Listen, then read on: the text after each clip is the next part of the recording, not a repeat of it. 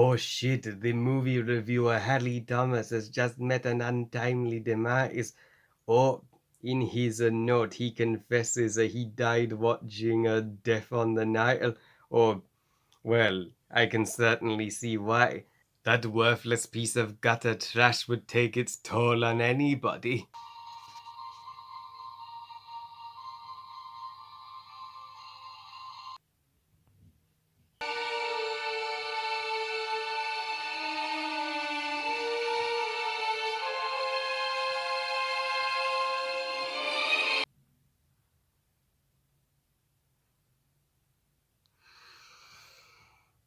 Oh, Mr. Brannagh, I actually had hope that you would no longer make a bad movie after Artemis Fail. I guess not. Death on the Nile, or Dread on the Nile, directed by Kenneth Brannagh, who also plays the detective in the movie, whose name I have forgotten already, and is the 2022 follow-up to 2017's Murder on the Orient Express, which was actually decent. Nothing like the clusterfuck I have just witnessed. So, Dread on the Nile tells the story, or at least attempts to tell somewhat of a story, but can't to save its ass, of this detective who goes on a cruise ship on the Nile in Egypt, only to find one of the passengers is unexpectedly murdered. Which one of the passengers bites the dust? I'll tell you later in the rant, but it's up to him to get to the bottom of who is the killer amongst a entire library of suspects. To be frank, I would rather watch the more forgettable episodes of Scooby-Doo than this crap ever again. I mean, so, uh, believe it or not, I actually had an interest in Dread on the Nile once upon a time. As much as I regret that now, but after Murder on the Orient Express, and when I saw Gal Gadot was involved with the project and was in the cast, that got me sold big time. But what made my anticipation dwindle over the years was the fact that this movie, like the game Lego Star Wars: The Skywalker Saga, was delayed for far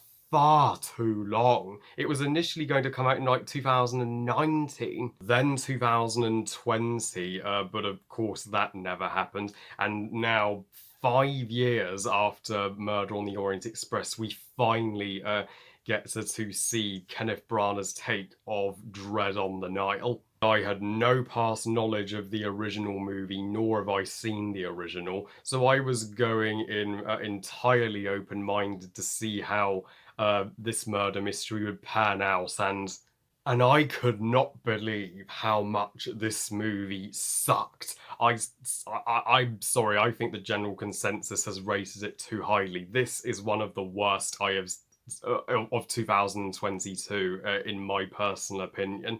Epic fail 101 number 2, Kenneth Branagh. I mean, I'm not saying it's as atrociously irredeemable as Artemis Fail, but trust me, do not watch Dread on the Nile, guys. Savor yourself the disappointments. You are so much better off watching Murder on the Orient Express instead. I mean, sadly, Dread on the Nile does not live up to that movie, and sadly did not follow in its successful footsteps. But the shit in this movie does not apply to all of it. I mean, the first actor is at least the watchable part. You can see at least the care and detail that tried to make this movie look classy and fancy, like the opening World War One flashback in all shot in black and white was a nice touch, and Gal Gadot is by a planet. The best thing about the movie. I mean, her character, the wealthiest woman on the ship, is indescribably gorgeous, and boy was I jealous of her fiance, who just married her on the cruise in this movie. I mean, she's still my favorite actress of all time. And though Red Notice last year wasn't quite cinematic art, so she was the best part of that movie too. And it was only when we got to the actual murder parts of the story did I start to truly hate it. Can you guess who the murder victim is? Just guess. My favourite character in the movie, Gal Gadot's character. What the fuck, Kenneth Brannagh? I mean, fuck the script for doing Gal Gadot so dirty like that, and fuck the decision to make her the murder victim. I mean, Gal Gadot deserves infinitely better than this. By taking her out of the movie like that, you just robbed all and taken out and removed all investment that I could have had in the remainder of the film. Of all the people you could have gotten to be the murder victim, why Gal Gadot? Couldn't it have been one of the characters who the movie could have survived without? But no, I just wanted to strangle that part of the script. When they killed her off, I wanted to take some scissors and push the editor out of the editing room and cut that scene fucking out. And is the murder mystery even that engaging? Of course it's fucking not. So it is dreadfully boring. And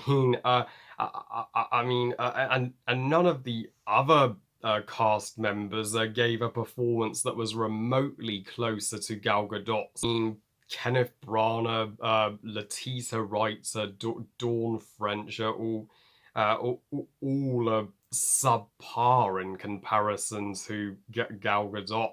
Even Patrick Doyle's score is the weakest, most meandering and vanilla score he has ever composed. I mean, this was the guy that composed the Goblet of Fire and Rise of the Planet of the Apes soundtrack, and it's just the most generic murder mystery story ever. It doesn't revolutionize the murder mystery genre by doing anything new, and the entire tone of it is far too depressing as fuck. I felt like my vital organs were being punched while watching it, so that's how much it hurts just to continue the movie after what they did to Gal Gadot. And it was like I had broken my leg and had to have it in a cast. I felt literally trapped, like I felt unhappy and uncomfortable watching it. Like, do I really have to continue this? But